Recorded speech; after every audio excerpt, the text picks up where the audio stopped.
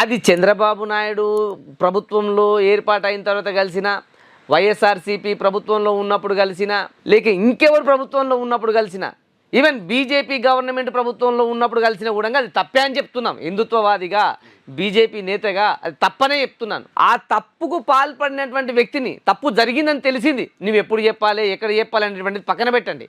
తప్పు జరిగిందని తెలిసింది కదా, తప్పు జరిగిందని తెలిసిన దాన్ని ఏ విధంగా దాన్ని బయటికి తీసి వాళ్ళని ఏ విధంగా శిక్షించాలి, జరిగిన దానికి ఏ విధంగా ఉపశమనం కల్పించాలి, ఇంతమంది మనోభావాలకు దెబ్బతీస్తున్నటువంటి వ్యవస్థలో, ఇంత కట్టుదిట్టంగా ఉన్నటువంటి వ్యవస్థలో వాళ్ళు ఎంటర్ అయ్యి వాళ్ళు ఈ యొక్క హిందువుల మనోభావాలను దెబ్బతీసే విధంగా ఈ యొక్క ప్రసాదంలో కలిపారంటే వాళ్ళకి ఎవడు వెనకాల ఉండి ఆడిస్తున్నాడు, వాళ్ళ ధైర్యం ఏంది?